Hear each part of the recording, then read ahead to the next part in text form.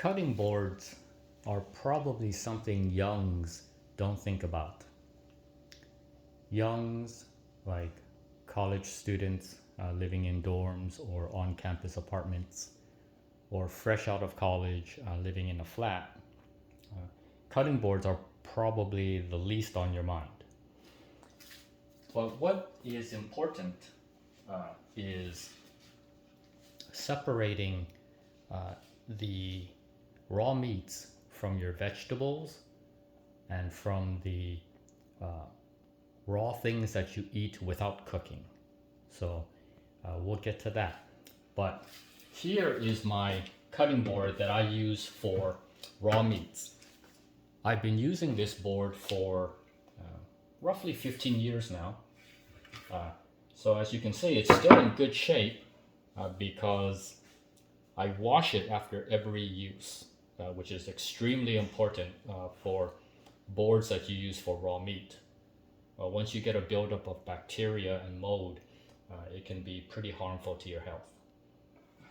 So on the bottom side, you can see that there might be some mold here, but this is after 15 years of use. It's still in very good shape. So this is my meat cutting board.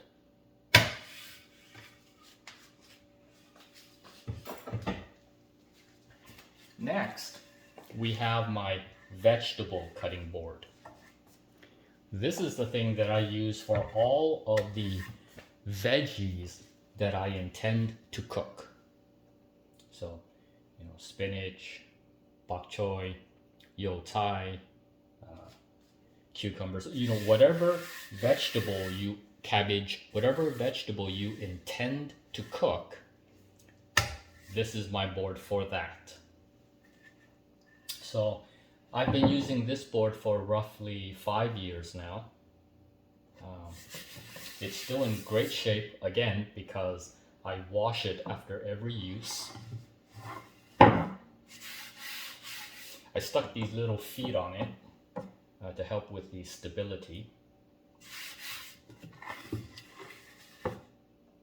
This is a bamboo board. I recommend bamboo.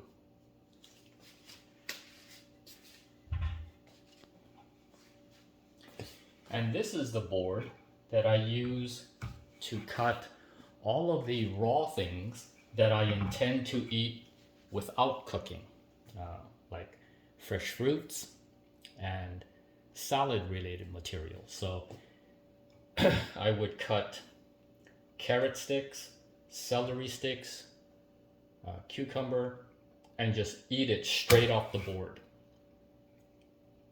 Also, any lettuce that I would use for salads. If I need to cut a sandwich in half, I don't put the sandwich on a plate. I put it on this board because it has more grip than a plate would. So it makes it a lot easier for cutting your sandwiches. If I have to cut the meat off of a cooked piece of chicken or some ribs, or if I wanted to slice up my cooked steak or pork chops, I put it here. These are the things that will go straight from cutting board into my mouth.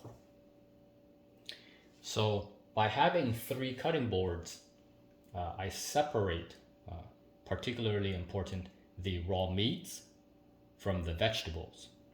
Now, you could have one board for both your vegetables that you intend to cook and the vegetables that you intend to just eat straight from the board. That should be fine, as long as you are diligent in washing it thoroughly after each use and immediately after each use. Don't leave it lying around for a bunch of hours before you wash it. But since I have the room, which youngs may not have, I have 3 boards. But at minimum, youngs should have 2 boards. One for the raw meats and one for the veggies. And this also is bamboo. I recommend bamboo because it's a very hard wood, so it'll take the abuse of chopping and slicing better.